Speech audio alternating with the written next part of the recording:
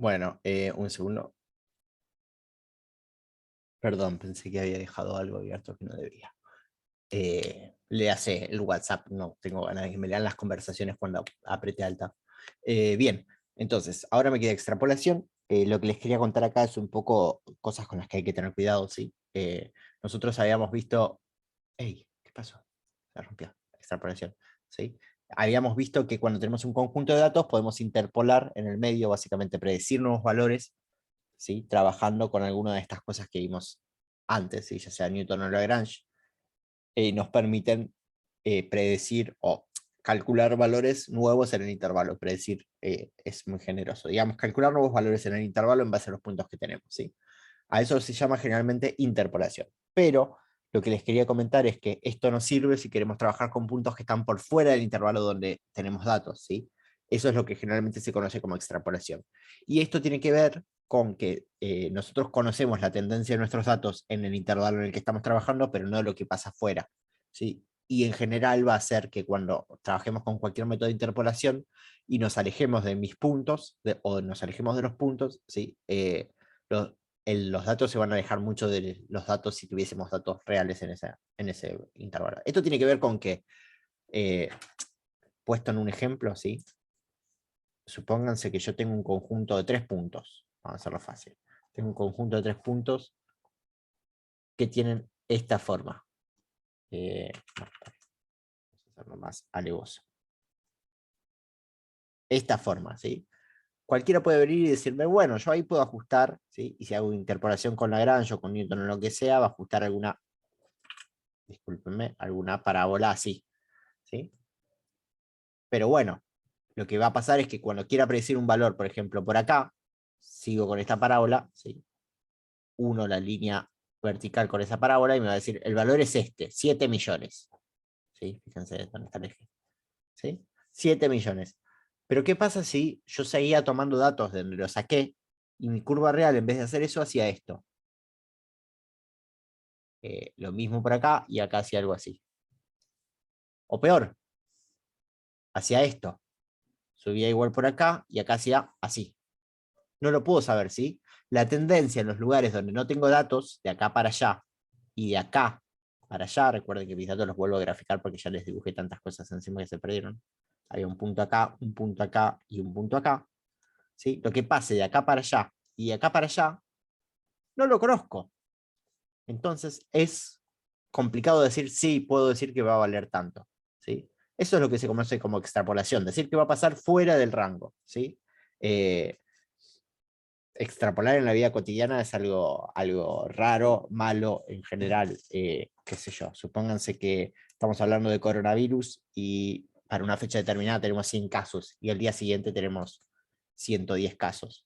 Bueno, ¿qué quiere decir? Que al tercer día va a haber 120 casos, o sea, porque si en un día aumentó 10, en 2 días va a aumentar 20 y en 100 días va a aumentar 100 de nuevo, ¿sí? Es como ¿sí? No sabemos si va a pasar así, si en algún momento va a cambiar esa tendencia, ¿sí? Entonces, de cierta manera, lo que estamos haciendo ahí es generar una tendencia que no sabemos si la podemos poner a prueba en valores fuera de los valores que conocemos, ¿sí? Eso es el problema que tiene Interpol, extrapolar en general, ¿sí? Entonces, lo que quería hacer ahora es mostrarle algún ejemplo para que sepan que esto pasa efectivamente, ¿sí?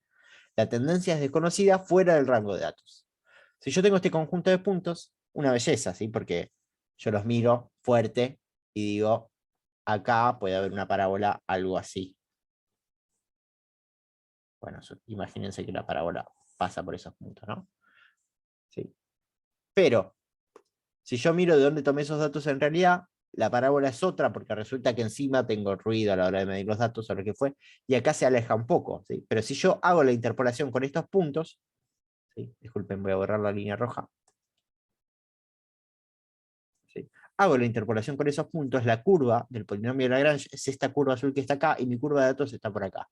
Me moví un punto y me alejé un montón. ¿Sí? Tiene que ver con esto que yo decía, no sé lo que pasa de acá en adelante. Como yo no sé lo que pasa de acá en adelante, decir qué comportamiento voy a tener de ahí en adelante es una locura. Acá, en el intervalo de mis datos, bueno, estaré un poco más cerca, un poco más lejos de los valores reales si quieren, pero acá, digamos, estoy como muy lejos, ¿no? Me alejé y se va mucho.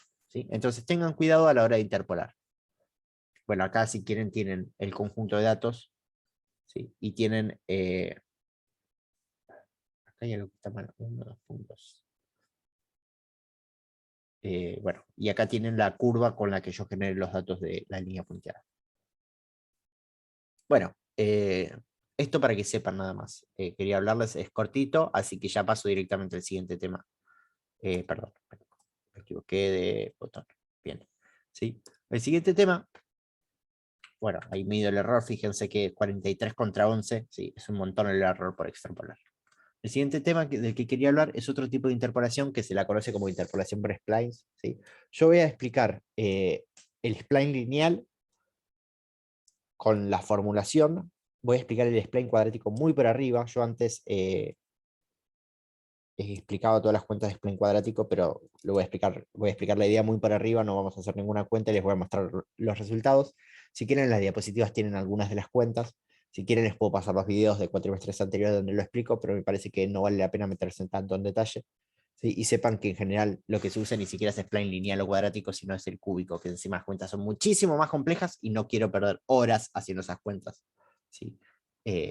Después lo charlamos. Bueno, respecto a splines, ¿sí? La idea es que hasta este momento nosotros lo que hacíamos era trabajar un conjunto de n datos, ¿sí? N datos, e interpolarlo con un polinomio de grado n-1. O sea, si teníamos cuatro datos, usábamos un polinomio de grado 3, con Lagrange o con Gauss, ¿no? Ahora lo que vamos a hacer es olvidarnos de eso e interpolar con polinomios menores. ¿Esto por qué? Para evitar oscilaciones, ¿sí? Ahora les paso a mostrar algún ejemplo para que vean de qué hablo cuando hablo de oscilaciones, ¿sí?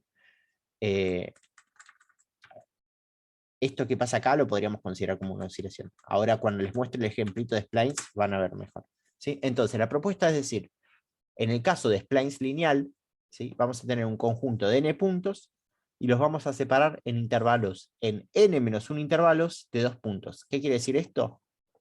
Volviendo al gráfico, yo tengo, por ejemplo, 4 puntos y los voy a separar en 3 intervalos. Mis intervalos van a ser de 2 puntos. Va a ser este con este, ¿sí? Vamos a cambiar de color. Este con este y este con este. Y sobre cada uno de esos voy a hacer un ajuste del tipo lineal. ¿Sí? Perdón, voy a hacer un ajuste del tipo de grado 1. ¿Sí? Porque tengo conjuntos. Ahora, cada conjunto es de 2 puntos. Entonces puedo hacer solo rectas. Creo que se me tildó el video. Se me quedó sin batería el celular. Disculpen que se tildó el video. Voy a apagar la cámara porque su silencio lo compromete más y más. Bien. Ok, entonces lo que vamos a hacer es, vamos a unir cada conjuntito de puntos con una recta, para el caso de spline lineal, ¿sí? Miremos un ejemplo para que se entienda mejor. Yo no sé qué pasa con esta recta. Bueno, déjenme borrar un segundo, así miramos el ejemplo. Bien, perfecto. Entonces, esto no lo voy a explicar. Esta es la forma de construcción de una recta, no importa. Tengo mi conjunto de 4 puntos y voy a unirlos con rectas, ¿sí? Entonces, primero me quedo con el subconjunto de 2 puntos, que va a ser 1, 1, 2, 5, ¿sí?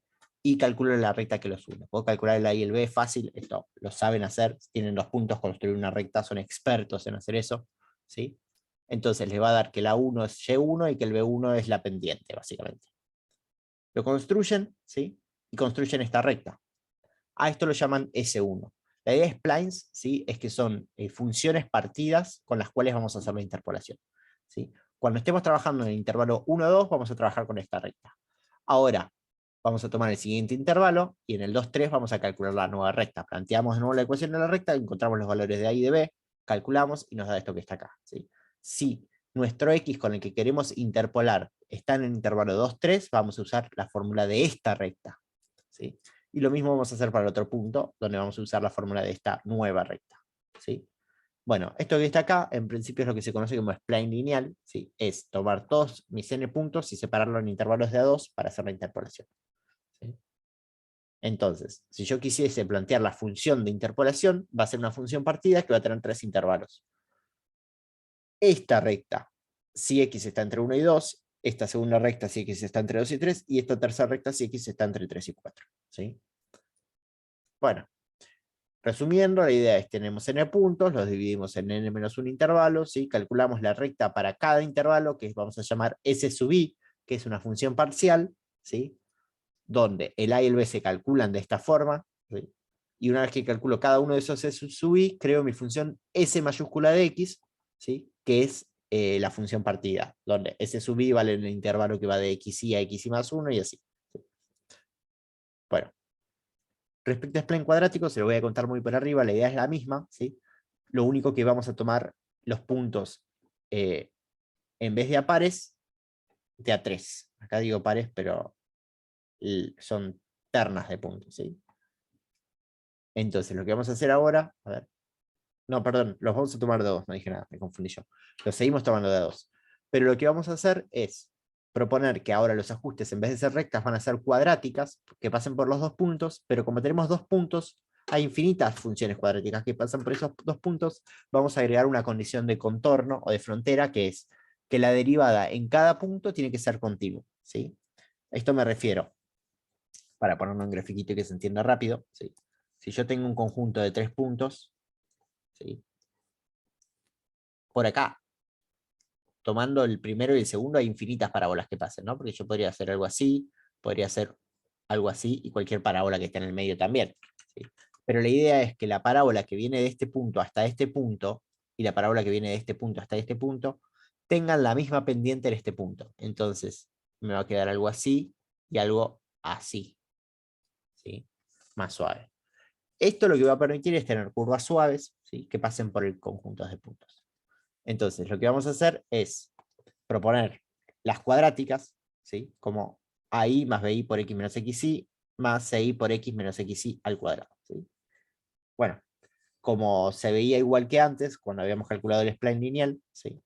El término AI toma el valor de Y, o sea, la coordenada I del punto, ¿sí?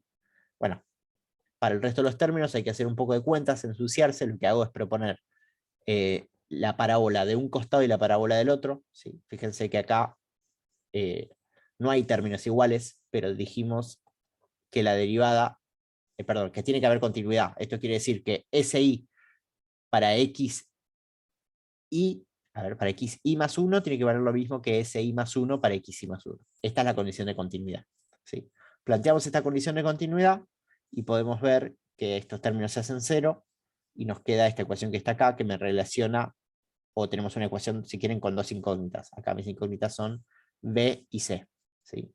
Una vez que planteamos esta ecuación, tenemos que plantear algunas ecuaciones más. La siguiente que planteamos es la ecuación de que las derivadas en el punto son continuas, ¿sí? Para las dos funciones partidas, y me queda esta nueva ecuación que está acá, donde de nuevo me vuelven a aparecer las mismas incógnitas, pero me aparece un Bni más 1, ¿sí? Si yo planteo todo esto para todos los puntos, me va a quedar un sistema de la siguiente forma. ¿Sí? Fíjense, acá me aparece B1 y C1 que son incógnitas, y acá me vuelven a aparecer, pero me aparece un B2. Acá me aparece B2 y C2 que son incógnitas, y acá me vuelven a aparecer, pero me aparece un B3. Y acá me aparece B3 y C3 que son incógnitas. Si se fijan, tengo 1, 2, 3, 4, 5 ecuaciones, y tengo 1, 2, 3, 4, 5, 6 incógnitas, ¿no? B1, C1, B2, C2, B3, C3.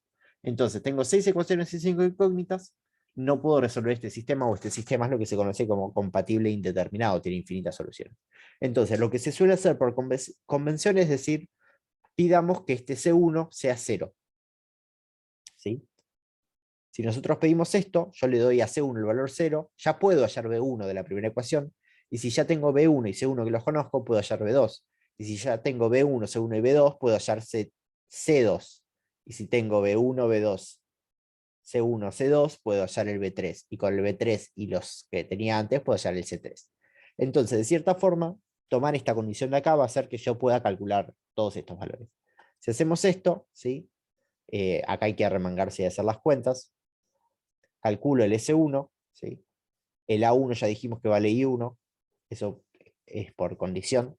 El C1 vale 0, que es la condición que fijamos recién acá, esta, C1 es 0. Y el B1 sale de esta cuenta de acá. Despejamos y me va a quedar que el primer término, o la primera parte, no va a ser una parábola, sino va a ser una recta. Esto sale de haber fijado C1 en 0. ¿Sí? Si ustedes se fijan en la fórmula de de la interpolación parcial, C1 es el término cuadrático. O sea, es el coeficiente del término cuadrático. Si el coeficiente es 0, la primera parte es una recta. Y ahora voy a seguir calculando los puntos, el A, el B y el C, para S sub 2, que es la que va en el segundo intervalo. Hago esto, ¿sí? Despejo los valores, y me da esta parábola que está acá. ¿Sí? Que si se fijan, esta recta y la parábola que viene tienen la misma pendiente en el punto. ¿Sí? Eso se puede observar gráficamente. Entonces, ahora voy a hacer lo mismo para el tercer punto. ¿Sí? Hago las cuentas y me da esta nueva parábola que está acá. ¿Sí? En general se puede ver que lo que pasa acá es que hace unos picos para los costados. Esto tiene que ver con que sea el spline de grado 2. ¿Sí? Si ustedes trabajan con spline de grado 3, van a ver que en general todas estas cosas se eliminan o por lo menos se corrigen y son mucho más pequeñas. Pero bueno, entonces, yo ya calculé S1, S2, S3 y puedo plantear mi función S de X, que es la función partida, pero ahora cada una de las funciones de la función partida son parábolas, excepto la primera que dijimos que como el C0, perdón, C1 es 0, va a ser una recta. ¿Sí? Bueno, entonces, resumiendo, vamos a proponer parábolas de este tipo y vamos a poder calcular los Cs de la siguiente forma. Fíjense que el A sub I es siempre Y sub I, pero el B sub I depende del B sub I anterior y de condiciones de los Cs. ¿Sí? Hay que tener cuidado acá con estas cuentas, pero se pueden plantear fácilmente y llegar, ¿sí?, a cada uno de estos Cs. No quiero entrar mucho en detalle porque casi seguro que esto no lo voy a evaluar tampoco. Si lo ven en una práctica me lo preguntan, pero lo más probable es que trabajen con datos o trabajen, si tienen que trabajar con interpolación del tipo spline, con spline cúbico, que es el que más se usa. ¿Sí? Spline cúbico es ampliamente utilizado, se utiliza mucho en lo que es cálculo de trayectorias, por ejemplo, para brazos robóticos, porque permite generar curvas suaves que pasen por un conjunto de puntos. Entonces vos le decís, tengo que ir por estos puntos y generar una curva suave que pasa por esos puntos, ¿sí? Y que no tiene tantas oscilaciones como estas que se ven acá. El software, tanto MATLAB como Octave, tienen una función para calcular spline que calcula spline cúbico, se los cuento así. Si ustedes hacen x igual 1, 2, 3, 4, y igual 1, 5, 3, 4, pueden calcular x, 1, 2.1.4, spline xy, xx, creo que era así, y les va a dar el valor de la interpolación. Entonces ahora podrían hacer un plot de xy, hold on, plot de xx, y este que está acá lo graficamos con circulitos y el otro con líneas. Si hacemos esto, ¿sí? Fíjense, tengo mis puntos, datos, y la curva que me generó, estos puntos son los mismos datos que antes, y la curva que me generó no es tan pronunciada como acá. Fíjense que acá casi que baja el valor de 1. Acá baja a, no sé, 2,5, 2,7. ¿Sí? Entonces, esa es la forma de hacer spline. Si quieren, por acá yo tengo en algún lado de la clase el ejemplo de spline cuadrático, por si quisiesen ver el código. A ver, ¿puedo hacer así? Ah, no. Eh, Cargo por acá, spline cuadrático. Sí. Fíjense, tengo el conjunto de puntos. Bueno, es más que nada, no está la cuenta con el for, pero fíjense que acá calculo los valores, ¿sí? Y calculo cada una de estas funciones partidas para hacer el gráfico. Si lo corro, tiene que abrirme los distintos gráficos que usé en la clase. ¿Sí? La primera recta, a eso le suma el primer pedacito de parábola, y por último, el último pedacito de parábola. Bueno, los dejo con muchas preguntas, espero, y hablamos y vamos solucionando las cosas a medida que tengan las dudas. Nos vemos.